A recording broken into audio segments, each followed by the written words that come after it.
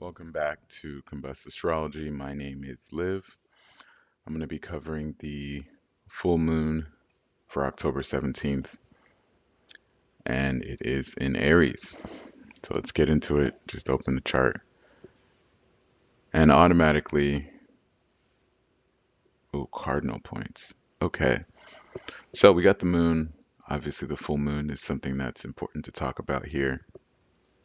The house system might be different for you based on location, but 1 in 7.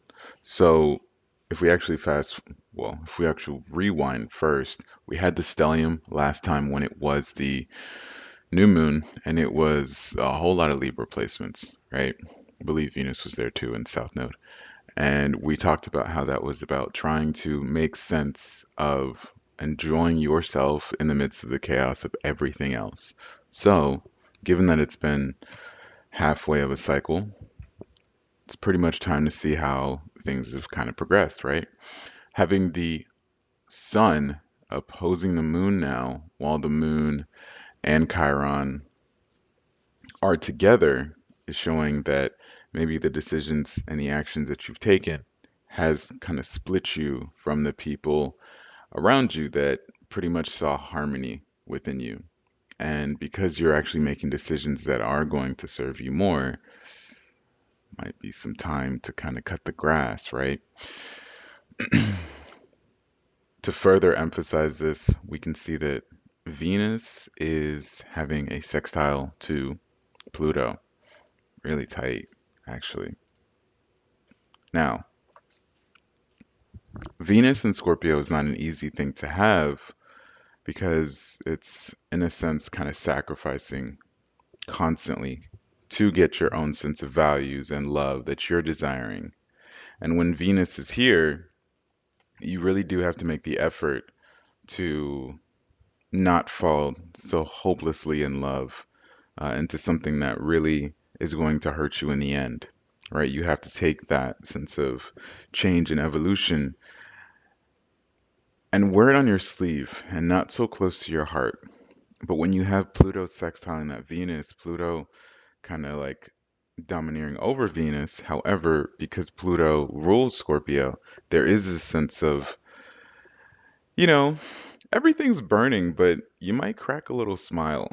It's a little bit like a sort of like Joker energy, like, yeah, I know everything's going to shit, but hey, live, love, laugh. And to have Mars with the moon here in Aries, it really just adds to that emphasis of like, I'm gonna get what I want regardless, and it sucks, but I'm still gonna fight for exactly what it is that I need. It just sucks. And that's without a doubt something that does come across here.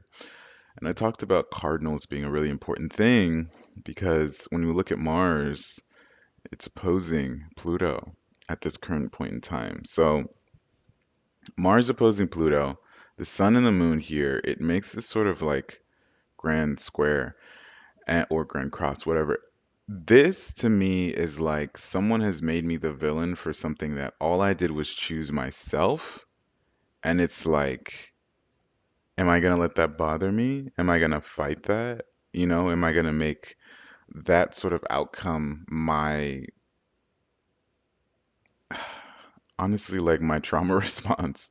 Am I gonna let that actually like mess the way I think? Because it's like there's a lot of pressure with this whole situation. Aside from the cardinal points, we have Uranus and Venus opposing. So it is definitely causing havoc to what could have been something that was perfect and ethereal. And having Pluto obviously tackle the Venus as well, we've already kind of addressed that this is something that, you're just gonna have to smile through the pain. Like, yes, I might be bleeding and dying, but in the end, justice will be served or karma will be had, and I will get through this, but you'll regret what you did, sort of thing. Jupiter is retrograde now, so we really do have to get a little bit reclusive. We really do have to think about, okay, wherever Jupiter is in your chart, it really is about taking notes on what it is that we've kind of experienced as Jupiter's been direct. And depending on where you have it, depending on where Mercury is in your chart, it might be good or bad, right? Having Gemini in Jupiter and having Mercury, the ruler, here with Scorpio, instead of it being, the domicile like Virgo or Gemini, it is very much an investigator. It is very much the secrets that we kind of didn't notice coming out, especially now that Jupiter and Gemini, honestly, this is a more stable form of this energy, I think, because Jupiter and Gemini would just give you so much, but Jupiter retrograded is like, I'm going to get enough of what I need, and then from there we can analyze. We can really think this through, right? Having Saturn sitting in this chart and not doing too much compared to how it's been loving to kind of get itself involved is really nice. Depending on where that is in your chart, depending on your rising, it could be a period of time or house in a way to go and sit with these two. So let's say Saturn's in your fifth. Okay. Not having enough fun, not probably having enough casual contacts with other human beings in a more intimate way. You could go to that aspect of, I'm not really getting intimate with people as much as I normally would have because Saturn's in my fifth, or my creativity has been taking a very big hit. How can I observe how the interactions with others have been affected because of this downside, right? And take notes about that, right? And that is really the most, in a gist, view of this full moon. Choosing yourself sometimes doesn't give the result for other people that you would like, but ultimately at the end of the day, you had to do what you had to do. And as Pluto is leaving with this full moon, with Mars being here, creating this T square, just make sure you don't self implode with what's going on. If anything, a lot of my clients, I've just been telling them smile and wave.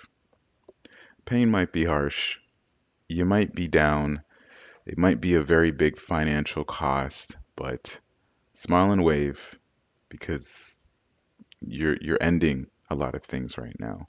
And hopefully going into the next year, things can be anew and start fresh. That's pretty much it. Thank you for watching.